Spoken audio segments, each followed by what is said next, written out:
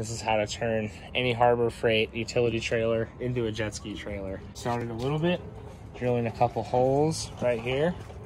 Those are gonna be mounts for our bunks. This is the starting point. We use these L brackets on that hole, 2 per corner, and that's gonna make the mount for our bunk with a bolt through, and that's sitting on top. So using a nail, you can put a dent in the metal, and that will allow your drill bit to not skip. And these are gonna be 1/4-inch holes. These are where we've drilled our pilot holes. That's always recommended when you're drilling through metal, is start with a smaller hole. So we're gonna step these up to 1/4-inch, and we're gonna use 1/4-inch bolts all the way around. So here's a completed bracket already. So we have it mounted with 1-inch hex bolts with 1/4-inch nuts on there. They're 1/4-inch by 1 inch long, and they have 1/4-inch nuts on the bottom. That's what's securing it through here. And it's a 2.5-inch hex bolt with a 1/4-inch nut. This is 2.5 by 1/4, so they're all 1/4-inch. And then this is going to tighten up there. And with your 2x6, you'll lay it across the bracket, and it's just going to sit like that. So the good part about this system is that once you have the bottom bolts in place, you can play with the board and decide how far forward or back you want the jet. Mike's finishing up the brackets here. We're just installing the last few.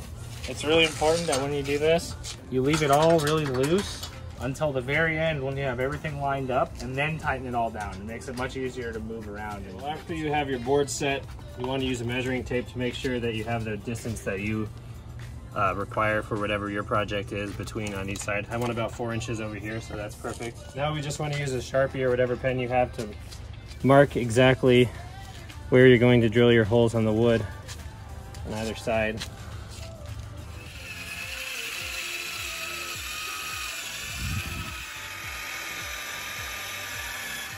So now we've drilled our holes. We have the holes set up. We're gonna take our carpet that we got at Home Depot. We're gonna wrap it over, and then staple. But you don't wanna double wrap it. So you're gonna be very careful to trim it so that it ends up pretty much right about the bottom of the board, because we don't want it to overlap.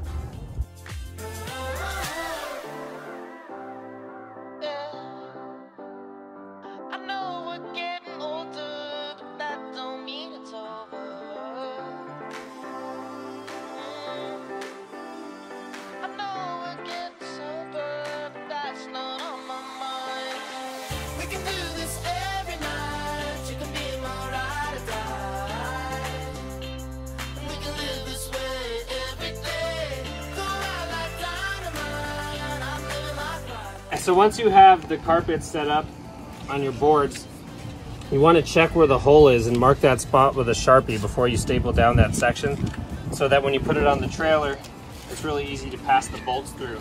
So once you have your holes drilled, your carpet on, everything, it's time to line it up. Remember I said before this has to be loose? This is why. It's really snug with the carpet on there. So you really gotta freaking make sure it's loose when you put it in there, line it up, and just smack the bolt through. Okay, so now that we have the first bunk set in place with the bolts through, we're going to go through and tighten everything up, starting from the bottom and working our way up to the top. So first I'm just going to use my hands and then go through the wrench.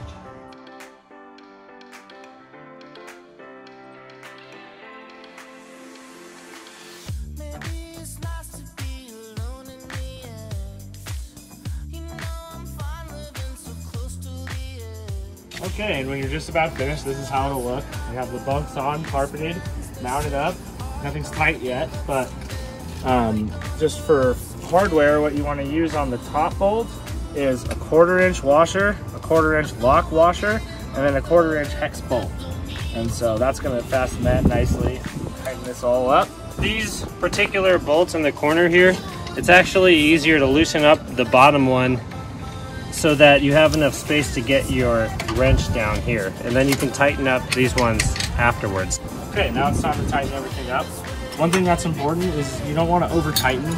You know, they need to be snug, but you don't want to over tighten because you can strip stuff. So I'm just going to make it all nice and tight using a 17 deep for the bottom and then a regular 17 for the top. And as you can see, this weight, standing on it, it works.